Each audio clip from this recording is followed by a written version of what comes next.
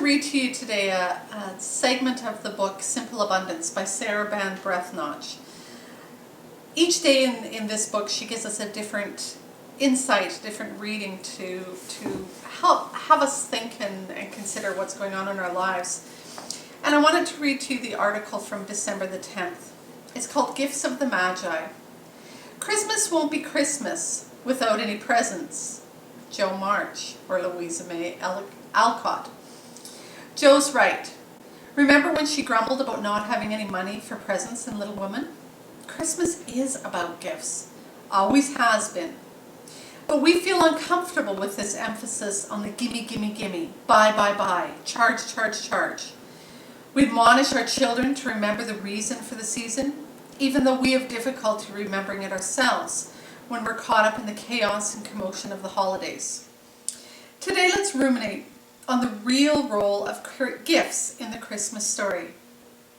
Those gifts were wrapped in miracles, which is probably why we can't find them at the mall or in mail-order catalogs.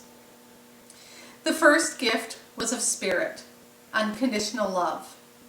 The next gift came from a Jewish teacher named Miriam, who was known to her family and friends as Mary. Her Christmas present was selflessness, the complete surrender of ego and will needed to bring heaven down to earth. The gifts of her fiancé Joseph were trust and faith.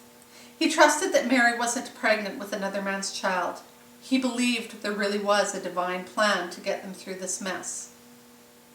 The child brought forgiveness, wholeness, and second chances. The angel's gifts were tidings of comfort, joy, and peace, the reassurance that there was nothing to fear, so rejoice. The shepherd's boy's gift was generosity, his favorite lamb for the baby birthday present. The innkeeper's wife's gifts were compassion and charity, a warm, dry, safe place for the homeless family to stay, her best coverlet to wrap the new mother and the little one, a meal for Joseph, the donkey's fresh hay.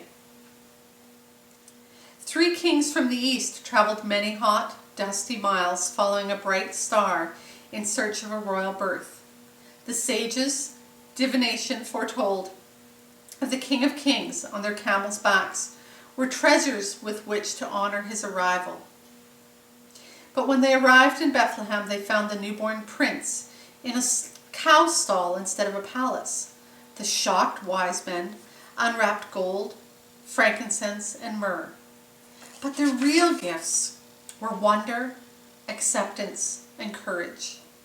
They offered wonder by surrendering logic, reason, and common sense. Accepting the impossible, they surrendered skepticism long enough to double-cross the insane King Herod, frantically searching for the child who would change the world. With courage, at the risk of their own lives, the wise men helped the young family escape to safe haven in Egypt. Oh yes, Christmas is about gifts. Nothing but gifts.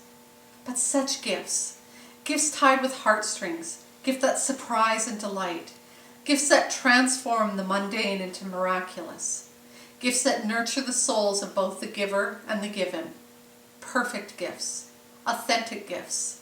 The gift of spirit, a frightened teenage girl, her bewildered sweetheart, the child, the angels, the shepherd boy, the innkeeper's wife, the gifts of the Magi.